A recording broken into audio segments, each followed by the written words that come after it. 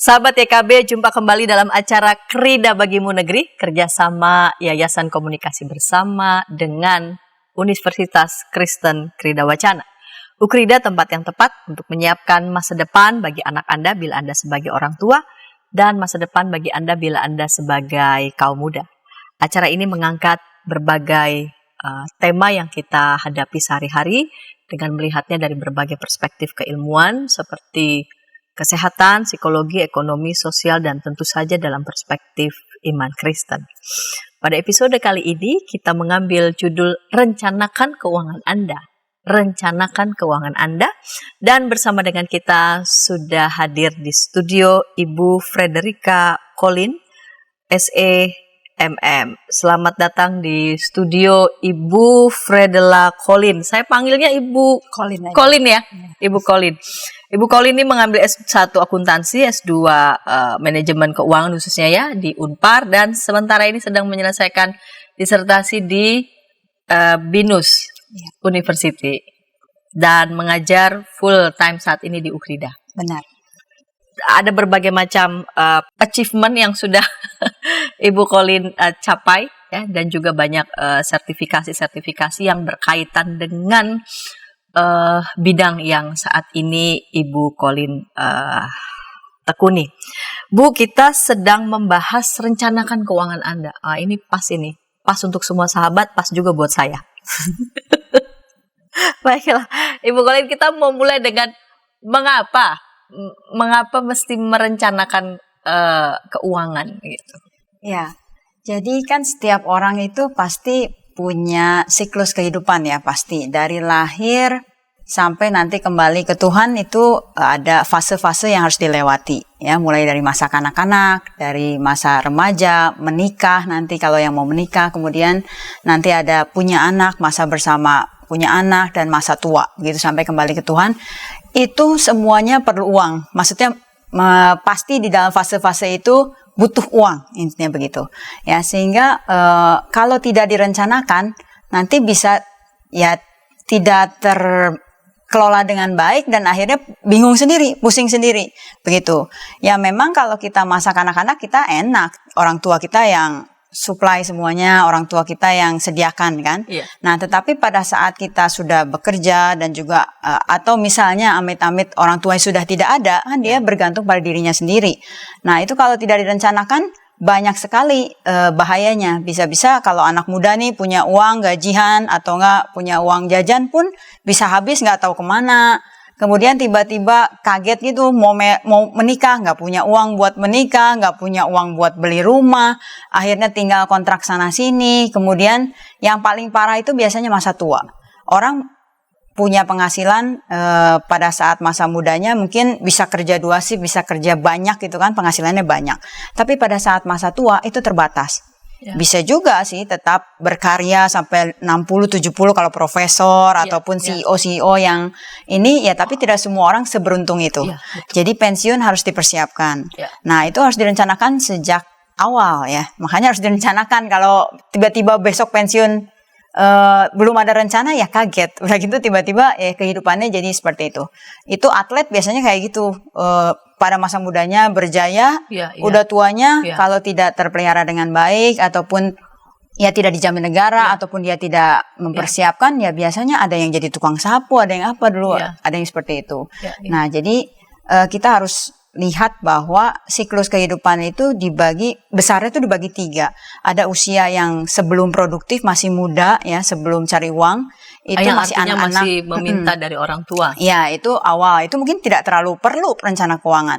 Tapi pada saat mendapat gaji ataupun sudah mulai masuk usia 20-an ya, 22 mulai remaja pemuda gitu, sudah mulai harus memikirkan ya, apalagi kalau sudah usianya mendekati pensiun 55, 60.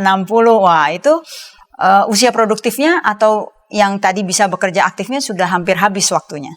Nah, sehingga dari usia pensiun sampai usia nanti kembali ke Tuhan itu nggak ada yang tahu, bisa hidup 20 tahun lagi, 30 tahun lagi. Lah itu gimana kalau tidak direncanakan? Jadi sangat penting ya merencanakan keuangan.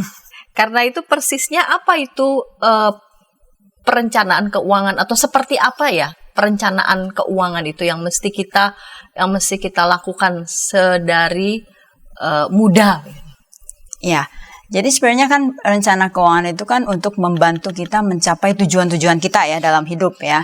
Bukan tujuannya yang rohani, misalnya memuliakan Tuhan, bukan itu. Tetapi tujuan di dalam hidup tuh misalnya memiliki rumah, ataupun kita mau membeli sesuatu, atau pendidikan buat anak-anak kita supaya baik ya, terjamin. Seperti itu, tujuan-tujuan hidup itu harus dikelola, dan juga intinya harus dikelola dengan baik, dengan manajemen keuangan ataupun perencanaan yang sistematis dan terintegrasi. Nah, kurang lebih seperti itu. Nah, di dalam perencanaan keuangan ini memang yang dibahas tuh sebenarnya aspeknya banyak sekali.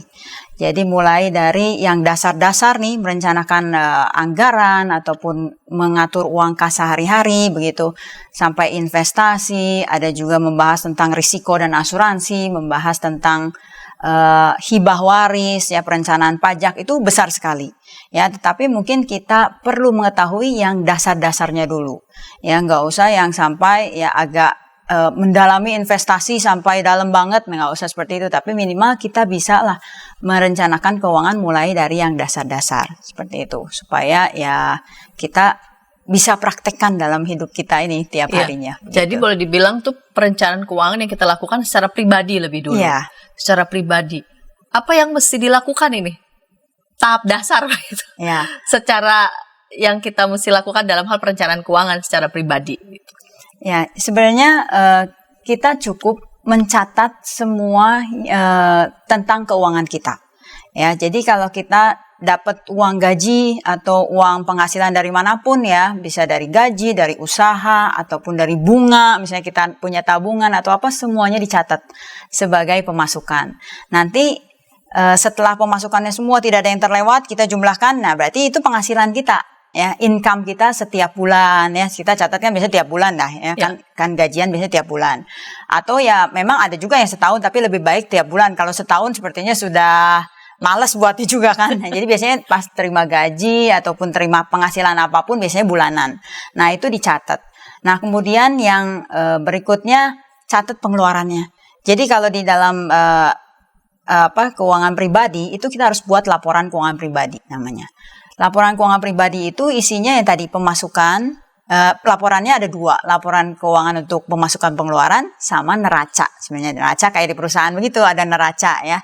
Yang isinya berapa sih harta kita, berapa sih utang kita, nah berapa kekayaan kita, nah kurang lebih isinya begitu. Kalau yang satu lagi pengeluaran pemasukan ya tadi isinya pemasukan kita berapa, catat semua jangan ada yang terlewat, pengeluaran kita juga dicatat semua. Nah biasanya pengeluaran pemasukan ini harus sama. Artinya apa? Bukannya dihabisin ya, maksudnya artinya kita harus tahu kemana pemasukan itu larinya semua. Jadi misalnya kita punya income ya, 10 juta nih. Nah 10 juta ini kemana aja ya, termasuk yang ditabung loh, kita harus tahu gitu loh. Jadi makanya habis termasuk. Ditabung itu termasuk. Itu namanya keluar juga maksudnya, tapi keluarnya ke tabungan atau ke investasi atau kemana lah ya. Nah tetapi itu semua harus terdeteksi. Jadi intinya laporan yang pemasukan pengeluaran itu jangan sampai semuanya itu tidak tertelusuri. Ya walaupun kadang-kadang kita ada yang kelupaan atau apa, mungkin itu biaya lain-lain yang kecil-kecil gitu ya. Nah itu tapi tetap harus diusahakan dicatat. Nah nanti kalau sudah buat laporan pemasukan pengeluaran, kita juga buat namanya tadi neraca. Neraca keuangan pribadi itu isinya adalah harta kita ada apa saja sih harta kita. Nah harta kita ada apa saja tuh dibagi jadi 3 biasanya, yaitu aset yang pertama aset liquid. Liquid itu yang lancar, aset yang lancar. Ya, yang lancar itu yang dekat sama uang kas, uang tunai intinya ya. Pokoknya uang aset liquid tuh yang disimpan di rumah, uang tunai atau di dompet atau di bank yang gampang diambil lah pakai ATM, itu liquid. Kemudian ada aset namanya aset pribadi. Aset pribadi itu yang kita pakai. Misalnya kita punya rumah, rumahnya kita tinggalin. Kita punya mobil, mobilnya itu kita pakai. Nah, atau misalnya kita punya laptop, handphone, itu juga aset. Dicatat itu. Itu harta kita. Semua ya, maksudnya rumah beserta isinya juga boleh ya. Kalau misalnya selama itu bisa dijual lagi ya bolehlah dicatat sebagai harta. Itu aset pribadi atau harta pribadi. Artinya itu tidak menghasilkan karena dipakai kita sendiri. Nah, ada yang terakhir namanya aset investasi. Jadi harta kita atau aset ya kita sering sebutnya itu yang dibagi 3 tadi. Yang terakhir ini aset investasi. Aset investasi itu adalah harta juga, tetapi yang menghasilkan. Contoh misalnya kita punya rumah lagi ya, tapi kita nggak tinggalin, kita sewain itu sama orang lain, kan dapat penghasilan sewa. Nah, itu namanya aset investasi. Ya, bisa juga kita nanemin di pasar modal ya, bisa saham, reksadana ataupun obligasi seperti itu. Nanti dapat bunganya, dapat dividen ya, seperti itu, atau capital gain, kenaikan harganya. Nah, itu namanya aset investasi. Atau kita punya motor dipakai ngegojek misalnya. Nah, itu juga boleh dimasukin aset investasi. Itu masuk yang pasif atau aktif kalau?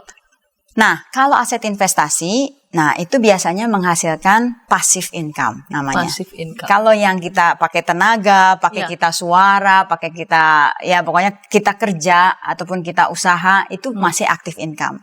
Tetapi saat kita invest kan berarti naruh uang ya di tempat tertentu. Kalau aset itu yang kita beli atau yang kita taruh uang kita di situ menghasilkan, itu kan jadi passive income.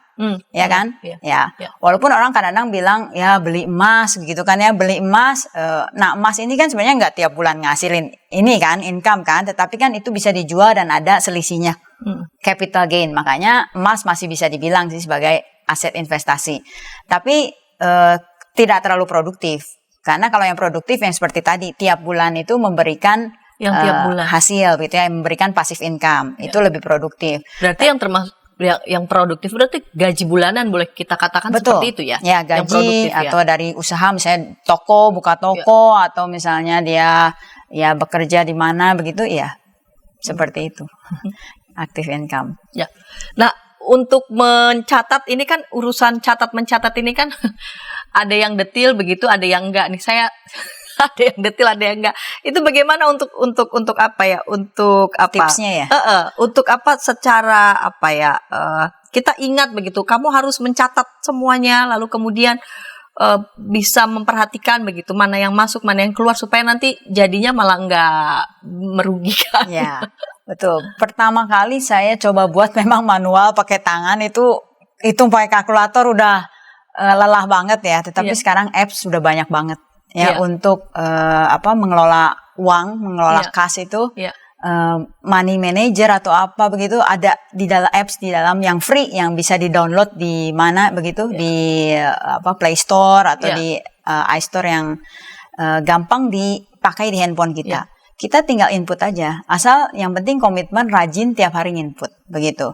Ya, andaikan ada biaya-biaya yang terlewat 1-2 ya mungkin tidak terlalu signifikan daripada kita tidak mencatat sama sekali. Dan seiringnya berjalannya waktu, kita akan terbiasa. Jadi misalnya kita awal-awal lupa nih punya tabungan di mana aja gitu kan ya, punya biaya apa saja. Tapi kalau biasakan dicatat seperti itu, nanti lama-lama akan terbiasa begitu. Cuma memang kadang-kadang orang itu cuma rajin 1 bulan 2 bulan awal begitu ya, kebelakangannya semakin malas karena begitu ya. Nah, itu makanya butuh komitmen. Tetapi kalau sudah biasa mencatat, nanti pada saat ingat itu bisa tertracing lah. Jadi kalau misalnya kita sering catat nih, kita bisa buka kembali biasanya gitu. Kalau catatan ya memang kita buka manual begini. Tapi kalau udah di apps kan lebih gampang. Kita bisa lihat expense-nya apa saja, di mana saja itu sudah tercatat semua kalau di sistem begitu. Saya pikir sih semua orang sekarang sudah bisa pakai alat apapun ya sebenarnya. Yang penting sih niatnya. Itu dia. Niatnya. Jadi banyak aplikasi-aplikasi begitu yang menolong kita agar kita bisa tetap disiplin itu untuk mencatat, tapi persoalannya adalah niat atau tidak begitu ya. Benar. Kita tahan dulu ya Bu, kita masuk segmen yang kedua, namun sebelumnya kita dengarkan pesan-pesan berikut ini.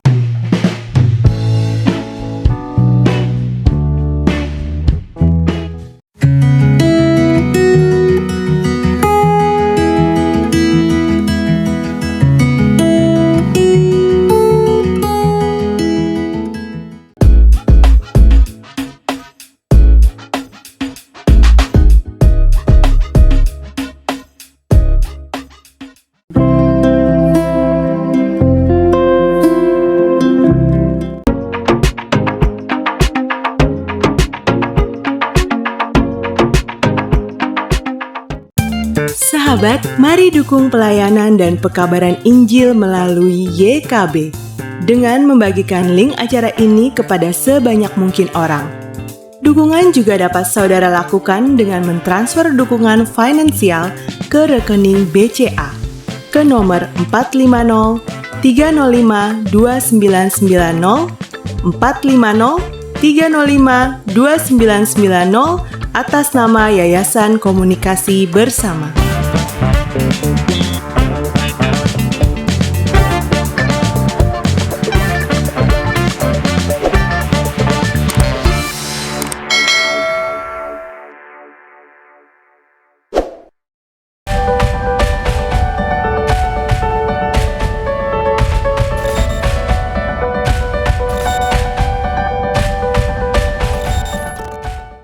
Sahabat YKB, senang masih bersama dengan kami dalam acara Krida Bagimu Negeri.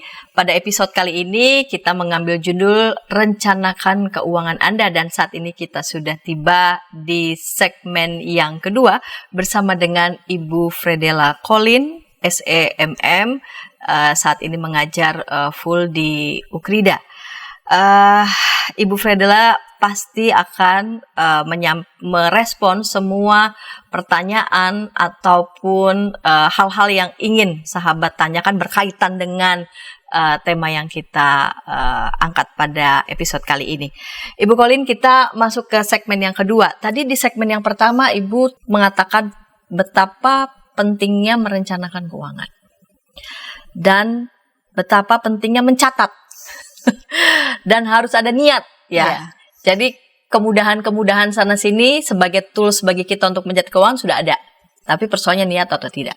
Nah, pertanyaan selanjutnya adalah bagaimana sih kita bisa menentukan bahwa pemakaian keuangan kita itu sudah sehat atau belum begitu.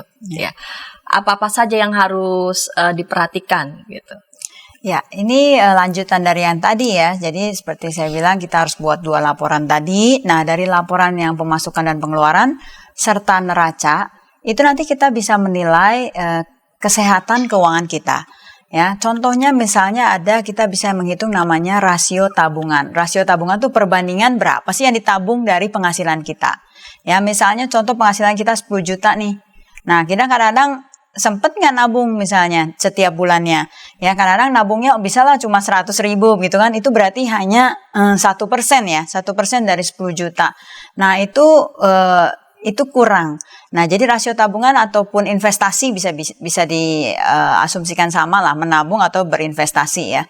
Nah itu sebaiknya itu minimal 10% harus disediakan ya, sama halnya dengan juga rasio-rasio lain kita bisa lihat dari laporan keuangan yang sudah dibuat ya, jelas harus ada laporannya. Nanti kita bisa lihat nih utang kita porsinya bagus nggak nih?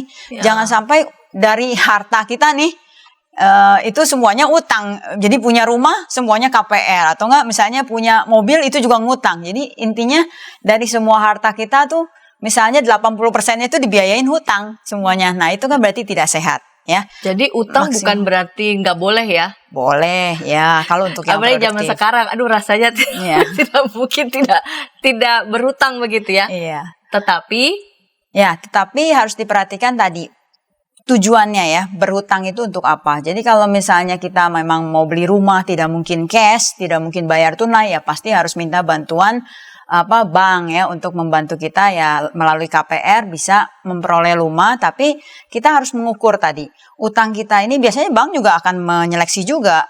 Misalnya dari penghasilan Anda 10 juta, Anda mengajukan KPR-nya misalnya 6 juta, ya pasti ditolak sama banknya. Udah pasti, mana mungkin sisanya 40% atau 4 jutanya itu untuk hidup, transportasi dan sebagainya macam, apalagi di Jakarta. Jadi sudah pasti ditolak. Tapi kita sendiri harus punya batasan juga. Tadi hutang itu jangan sampai lebih dari 50% dah dari semua harta kita. Utangnya jangan berlebihan. Jangan lebih dari 50%. Nah, yang paling gampang mengukur ya dari pembayaran cicilan hutangnya. Jadi kalau dari 10 juta ya jaga di 30% saja. Misalnya 3 juta. Iya, karena kadang-kadang orang suka kebablasan. Oh, bisa ngutang mobil, bisa ngutang rumah. Ya memang nggak apa-apa untuk yang produktif, tetapi bahaya kalau misalnya 10 juta cicil rumah, 5 juta cicil mobil, 2 juta ya pasti akhirnya utangnya nggak kebayar seperti itu. Akhirnya bunga berbunga, ya makin sulit nanti jadi kehidupannya. Sehingga kita harus mengukur juga. Makanya tadi ya investasi itu penting tuh, tadi ya tabungan atau investasi, kita harus mencari yang hasilnya lumayan sehingga bisa menambah income kita begitu. Sehingga kan kita nggak mengandalkan gaji aja, tetapi Per bulan bisa tapi untuk pendapatan yang lain begitu lewat investasi. Ya, jadi ada rasio namanya pendapatan pasif juga. Ya. Jadi kita tuh dari pemasukan tadi nih, berapa persen nih yang aktif? Yang aktif tuh dari gaji tadi, ya dari gaji yang memang karena kita kerja. Tapi kalau passive income berarti kita nggak ngapa-ngapain, itu uang bekerja sendiri gitu, uangnya bekerja untuk Anda kalau kata Robert Kiyosaki kan. Nah itu namanya passive income. Nah itu diusahakan sebenarnya 50%. Saya juga belum mencapai itu sih, tapi kita harus mengejar itu. Jadi dari 10 juta nih sebenarnya, ya kalau misalnya memang gaji kita 10 juta, nah itu tuh harusnya kita juga membuat passive income kita tuh sebesar itu. Sehingga 20 juta nih kita punya hasil, 10 juta gaji. Dalam tempo berapa lama? Nah itu memang berbeda-beda, sampai sekarang saya belum sampai, tapi idealnya seperti itu. Ya karena supaya apa? Supaya nanti kita ya masa depannya lebih aman lah, lebih terjamin. Ya walaupun itu memang sulit. Nah kemudian ada juga rasio, ini banyak ya rasionya, bisa di browsing sendiri nanti di internet, tapi saya hanya bahas sedikit-sedikit aja yang penting-penting nih. Likuiditas misalnya, kita punya aset liquid itu yang tadi kan yang dekat dengan uang kas begitu ya, itu aset yang kapanpun kita bisa ambil nih di bank, itu namanya aset liquid. Nah itu dipertahankan kurang lebih 6 kali dari pengeluaran kita. Ya, 6 pengeluaran kali kita. dari pengeluaran kita. Ya, atau kan kalau gampangnya tadi kan pengeluaran pemasukan ya kurang lebih sama lah ya.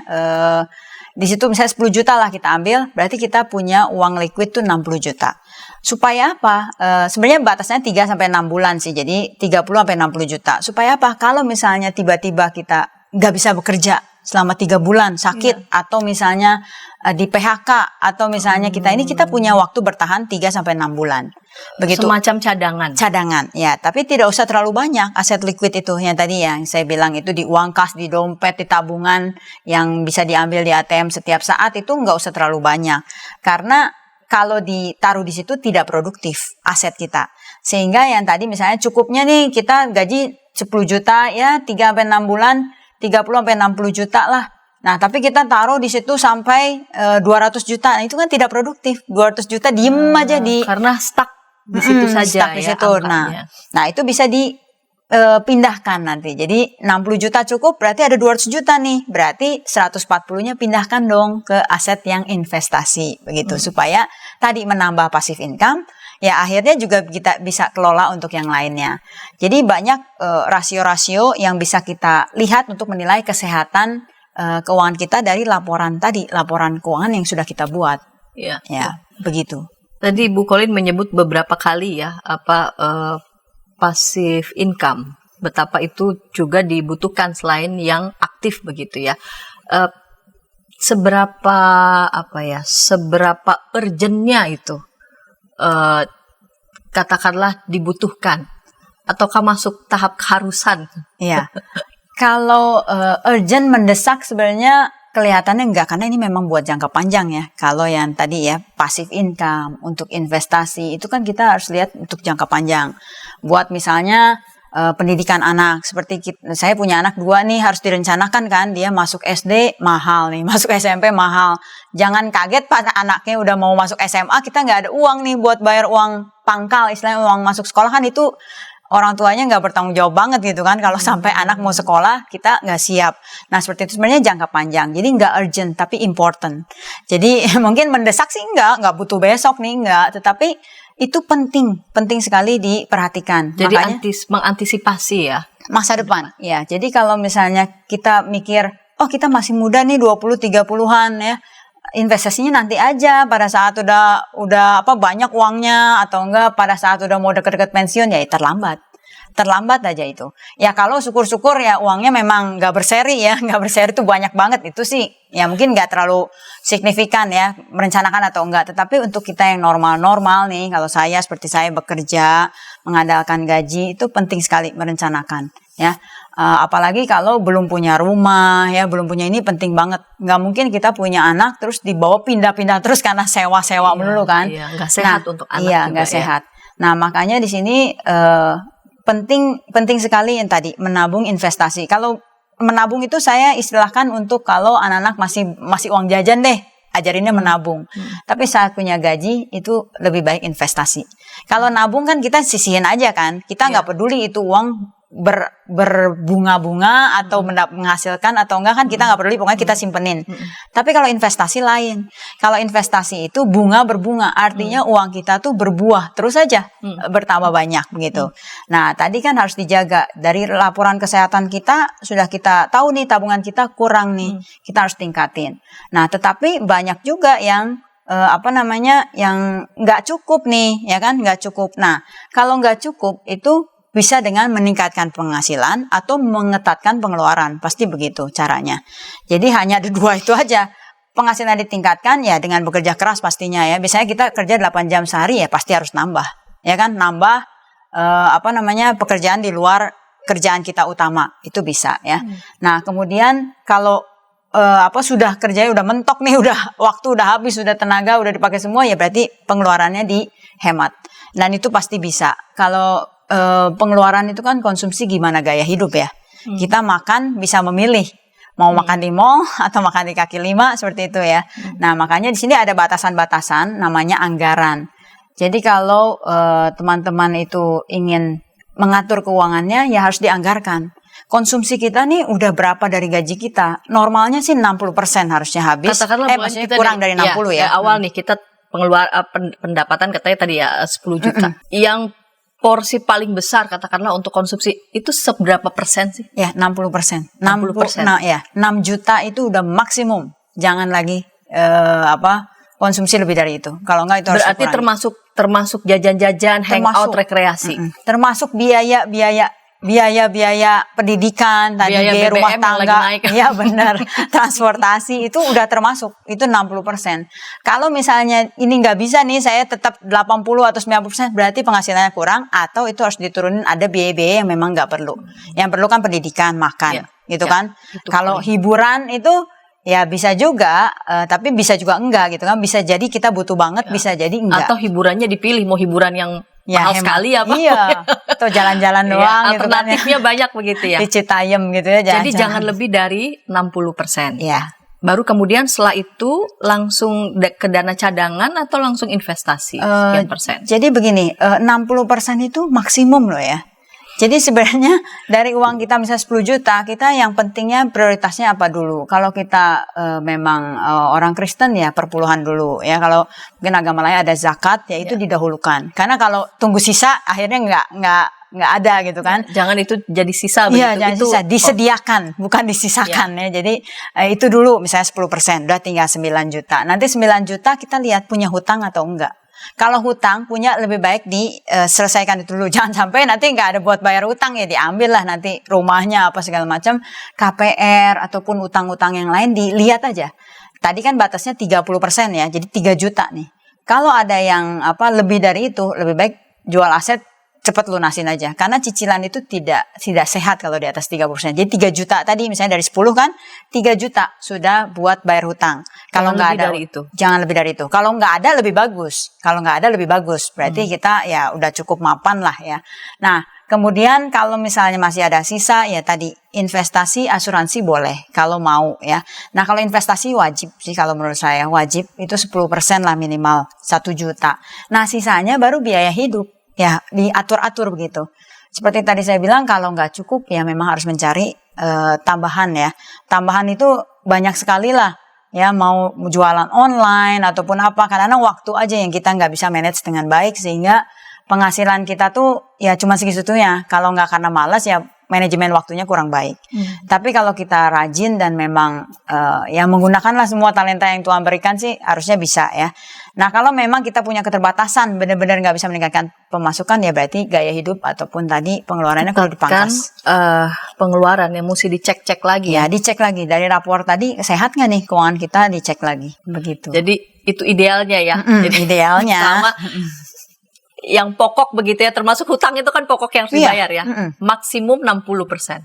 Oh, hutang enggak? 30. Oh, 30. 60 tadi biaya hidup sebenarnya. Biaya hidup. Tapi kalau kurang dari itu enggak apa-apa loh ya. Kalau biaya hidupnya kita cuma 30% dari penghasilan nggak apa-apa, itu kan maksimumnya di Ya. 60.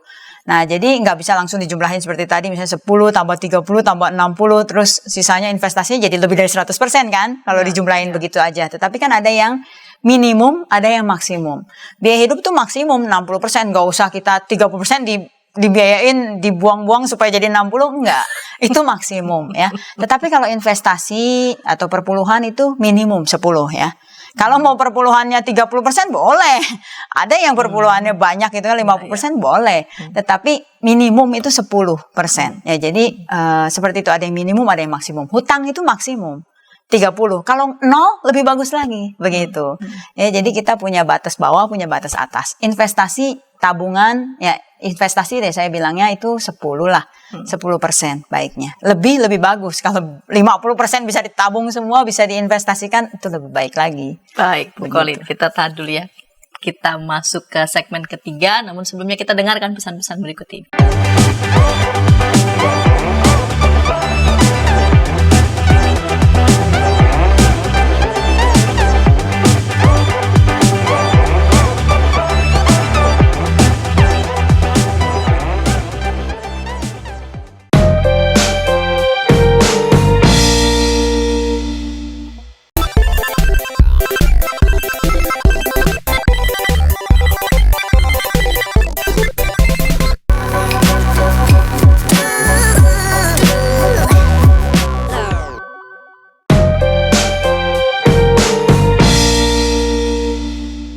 Sahabat, mari dukung pelayanan dan pekabaran Injil melalui YKB dengan membagikan link acara ini kepada sebanyak mungkin orang.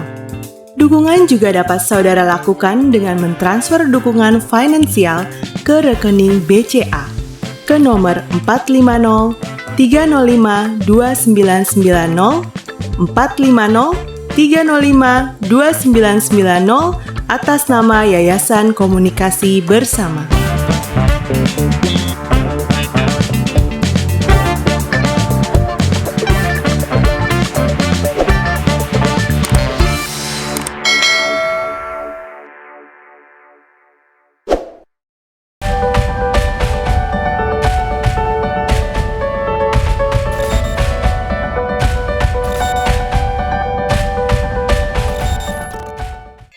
Sahabat YKB, senang masih bersama dengan kami dalam acara Krida Bagimu Negeri. Bersama saya sebagai pemandu acara Pendeta Santiani Manurung.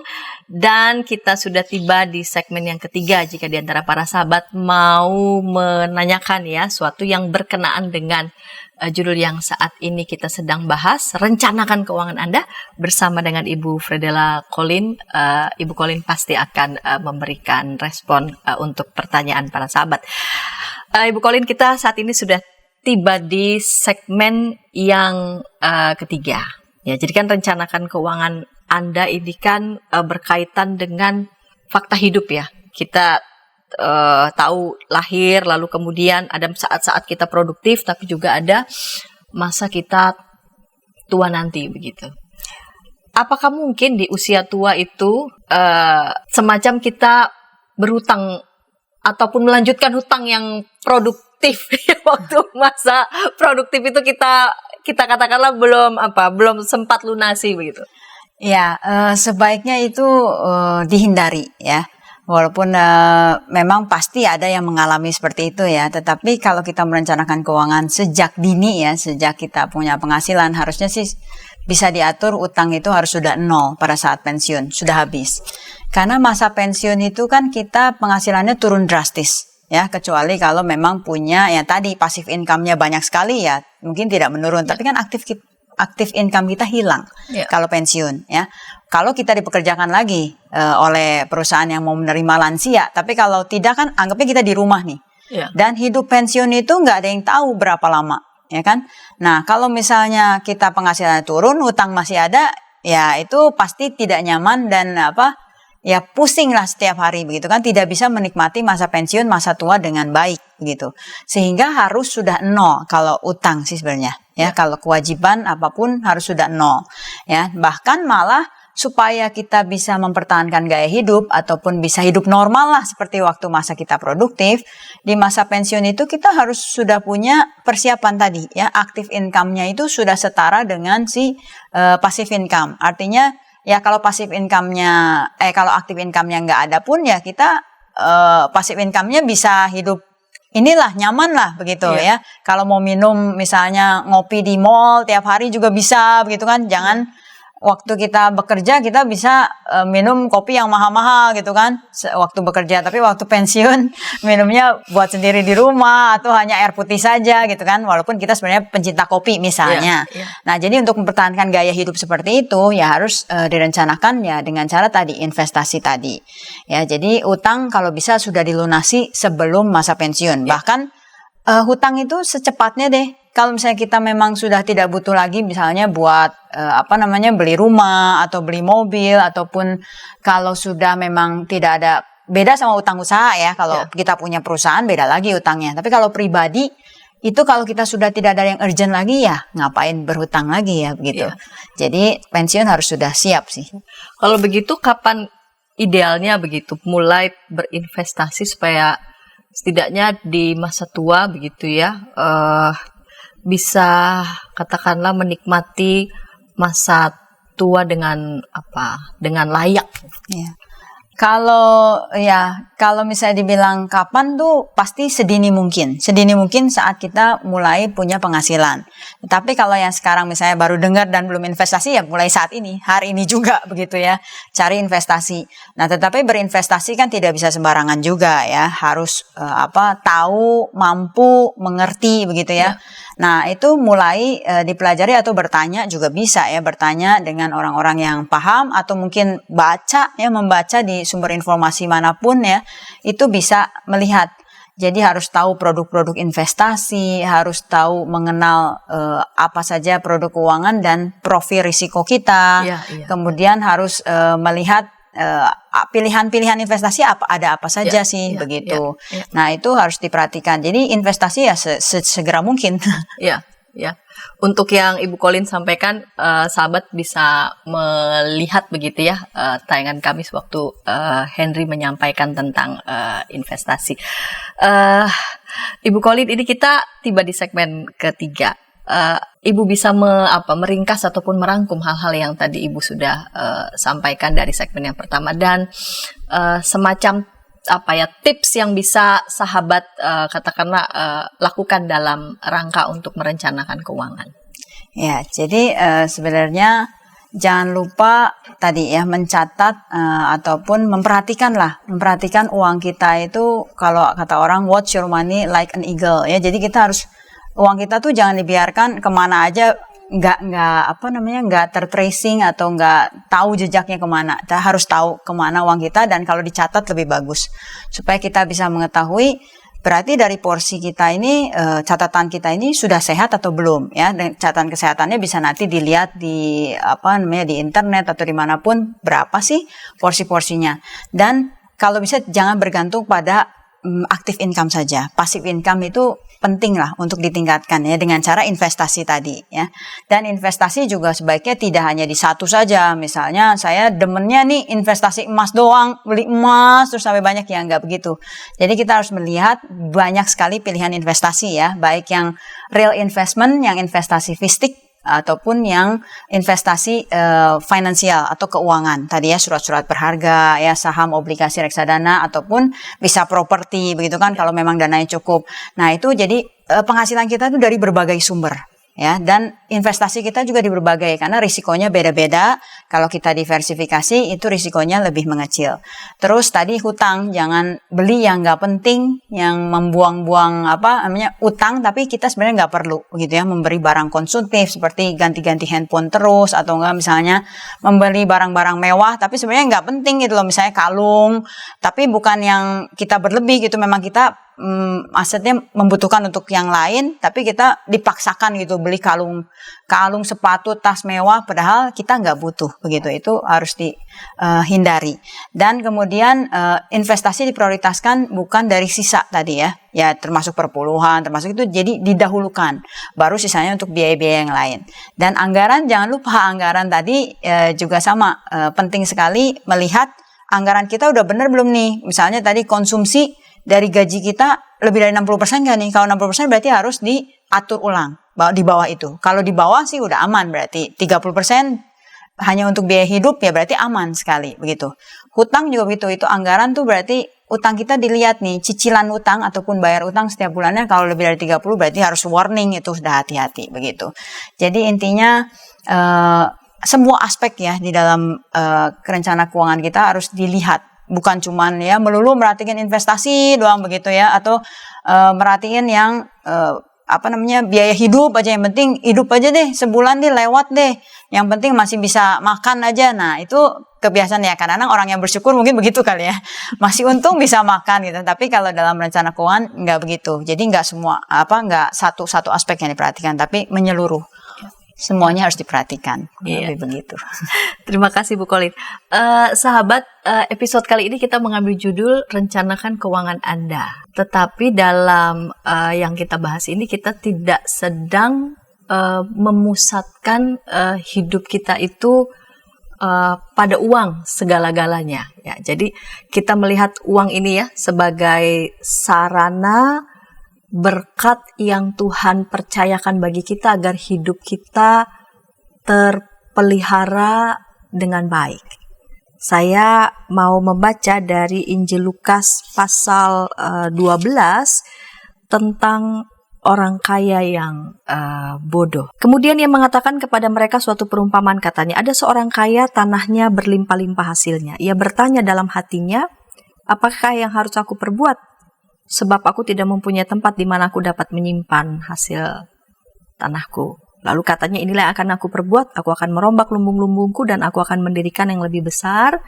Dan aku akan menyimpan di dalamnya segala gandum dan barang-barangku. Ya, dia mencoba mungkin untuk menyimpan begitu ya. Tapi di ayat 19, sesudah itu aku akan berkata kepada jiwaku, jiwaku ada padamu banyak barang, tertimbun untuk bertahun-tahun lamanya, beristirahatlah, makanlah, minumlah, dan bersenang-senanglah. Jadi rencanakan keuangan bukan berarti memusatkan hidup kita pada uang. Oh berarti udah secure begitu ya, sudah terjamin betul begitu hidup. Kita lihat di ayat 21, demikianlah jadinya dengan orang yang mengumpulkan harta bagi dirinya sendiri jikalau ia tidak kaya di hadapan Allah. Ya, jadi uang menjadi sarana berkat itu melimpah, tidak hanya tentang uang, tapi juga melalui uang Tuhan percayakan kepada kita juga tugas tanggung jawab untuk memelihara kehidupan kita, keluarga, tetapi juga memelihara kehidupan sekitar kita. Sehingga biarlah melalui uang yang kita terima, kita memuliakan nama Tuhan. Terima kasih Bu Colin sudah hadir di studio dan kiranya ini menjadi berkat bagi sahabat semua. Kita jumpa di episode yang akan datang dengan topik-topik menarik lainnya. Sampai jumpa.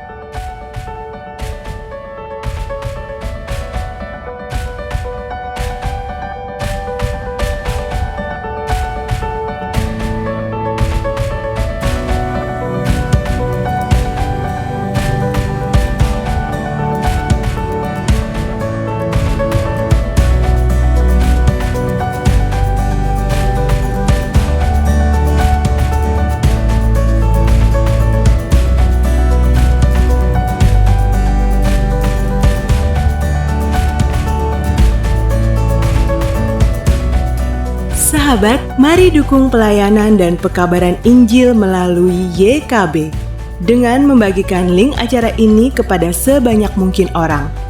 Dukungan juga dapat saudara lakukan dengan mentransfer dukungan finansial ke rekening BCA ke nomor 450 305 2990 450 305 2990 atas nama Yayasan Komunikasi Bersama.